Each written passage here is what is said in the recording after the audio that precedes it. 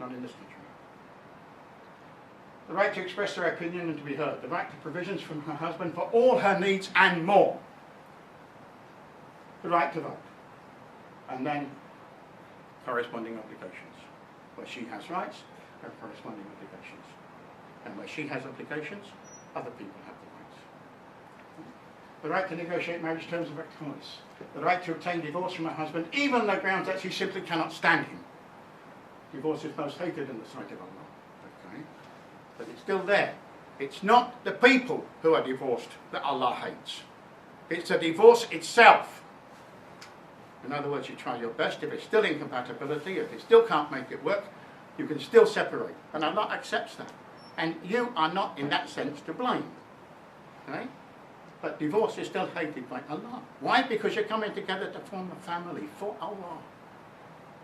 The right to keep her own money. She's not responsible to maintain any relative unless she chooses to. The right to sexual satisfaction from her husband. Custody of their children after divorce. To refuse any marriage proposal that doesn't please her. And so these are the rights in Islam for the women. Much more than what the women started with in the Christian or the Western view. She wasn't as equal to a man. Spiritually inferior. Slave, no better than animal. Now let's look at the hijab. Why is this an issue for non-Muslims? Why do they care how our women dress? Is it because they can't see their legs or they can't see their hair that they want to complain about it? There's plenty of other girls they can go and look at who want to display themselves. Why is it an issue for non-Muslims? It's mandated in Islam. In other words, dress in Islam is something which is mandated. In one passage in the Quran, it refers to the best dress is that of taqwa, of piety, of consciousness of God. So when you go to buy your designer clothes, the first thing you look at to see is, was it made by God, right? You've got to prove of it, right? How will you feel when you're wearing it in the sight of God? Right? And we don't think like that, do we? Right? Dress in Islam has both physical and spiritual dimensions. And the obvious example of this, rather than hijab, is when we go for Hajj or Umrah, and the men wear ihram. They put on two pieces of clean toweling, one around the waist and one over the shoulder. Nothing else. We all dress the same. And that has a spiritual dimension as well as a physical dimension. Because we are conscious of Allah all the time we are in that dress. And that's the same for women when they wear the hijab. As a spiritual dimension. Islam degrades women by keeping them behind the veil. But the veil is not hijab, niqab. And the veil is not mandated in Islam. Some people would say that it was so the women could cover their beauty when the Turks were around, okay? And when we had the Turkish Empire. Other people would say, I prefer to cover my face. I feel comfortable covering my face. That's up to them. Nowadays it's an issue, not only in this country and not only in France, but all over Europe. Because what happens is something starts in one country in Europe, goes through the EU, and it comes all the way around all the countries. Someone else starts something else, and it goes all the way around the EU and goes to all the countries. And so it goes on. And we can never keep up with all of it. And we can never answer all of it. And that's why they do it. Hijab is a matter of belief and choice. Not everyone is a strong practicing Muslim. But you have the freedom to choose. But, why again are we talking about hijab for women? Is a hijab for men? In actual fact, if you look in the Quran, this verse, 24:30, precedes the verse on hijab for women. Say to the believing men that they should lower their gaze and guard their modesty. That will make for greater purity for them, and Allah is well acquainted with all that they do. Hijab for men. Some people go a bit farther and say the beard is hijab for men as well, but I'm not going to talk about that. Right? Now hijab for men, and you see 24:31. But the first address was to men. Now it comes to women. And say to the believing women that they should lower their gaze and guard their modesty. Exactly what it said to men. That they should not display their beauty and ornaments except what must ordinarily appear thereof. That they should wear veils over their bosoms and not display their beauty except to their husbands, their fathers, their husbands' fathers, their sons, etc. Very simple. What's it got to do with non-Muslims? We don't tell them how to dress. Why should they tell us how to dress?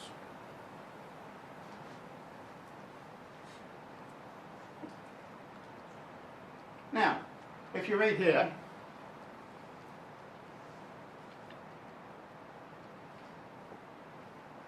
failure to manifest. Are we at liberty to reduce any matter on which God has spoken to such a level? If God has inspired his servant to present a full discussion of this issue and has preserved that discussion for all succeeding generations, it is our solemn obligation to attend, to listen and to obey. This is talking about covering the hair. But it's not from Islam. It's from Christianity. This is something on which Paul said. That's the head covering, what saith the scriptures by Timothy Nelson. I buy copies of this book and I distribute it. Used to be 50p, it's gone up to 75 now.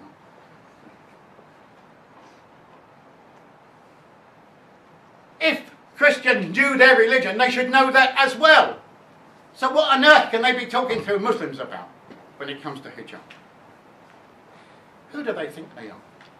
At the last census, 70% of the people who answered the census said that they were Christian. And they don't know this? What sort of Christians are they? Women in Islam.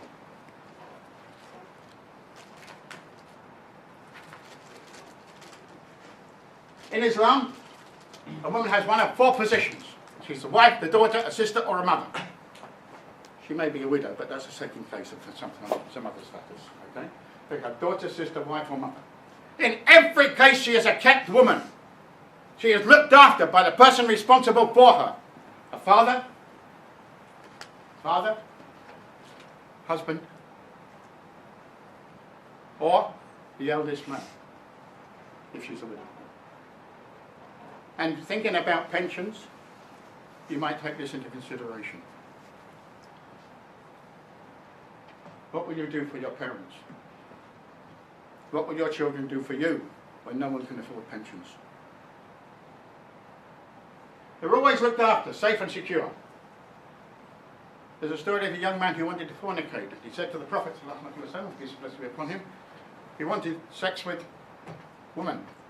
And the companions were aghast. How can you talk like this? Go away. The Prophet said, let him be. He said to him, do you want it for your wife?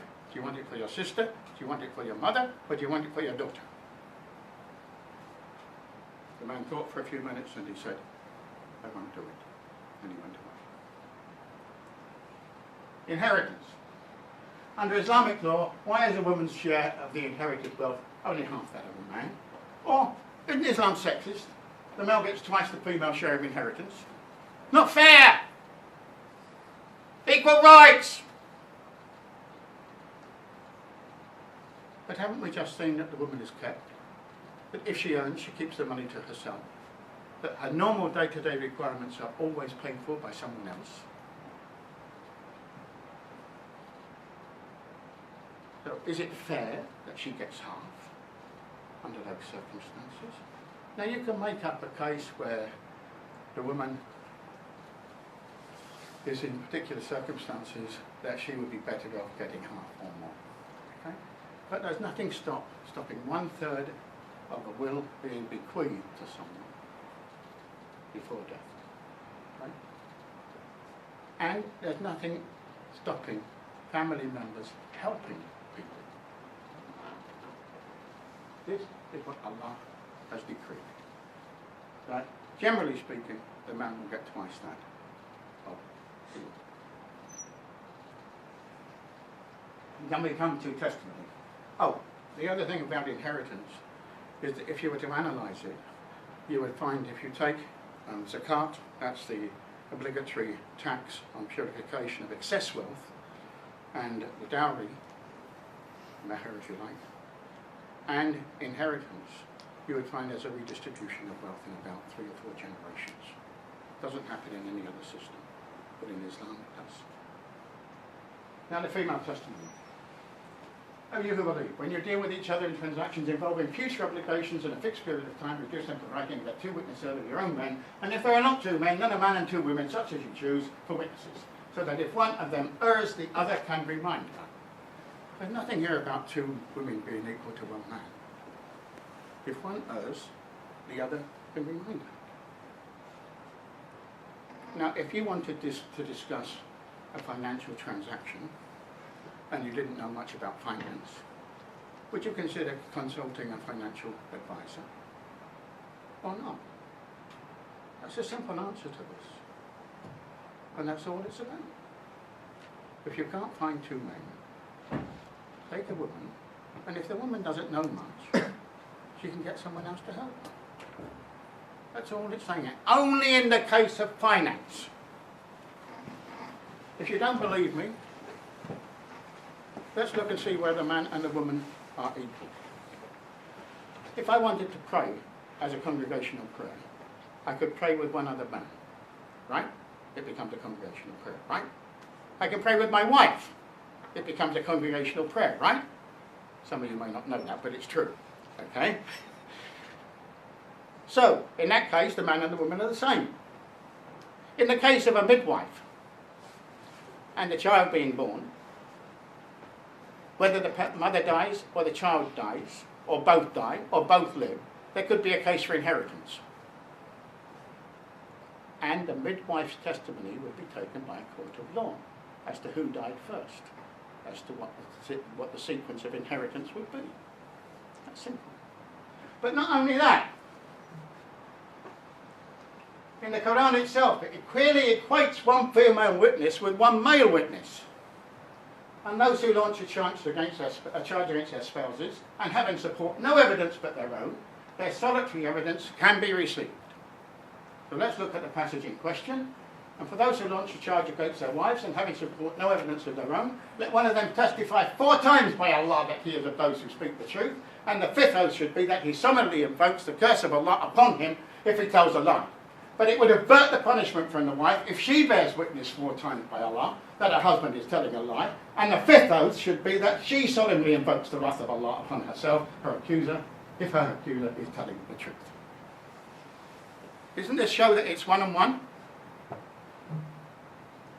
Doesn't it show it's 1 and 1? You don't seem sure. Are you not convinced? Isn't the wife saying exactly the same thing as the husband? And the punishment will be the same from Allah for whoever is lying. And doesn't the court accept both testimonies? And what do you want? Why do Muslims beat their wives? If I become Muslim, will my husband be able to beat me?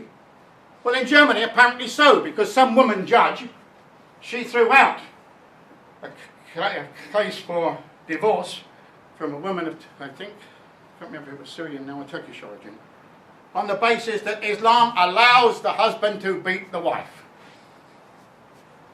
Now, you may well laugh, but think of that poor woman going back to the husband who now has the court backing to beat her. That's how serious it is. How many people took any notice of it? How many people wrote about it?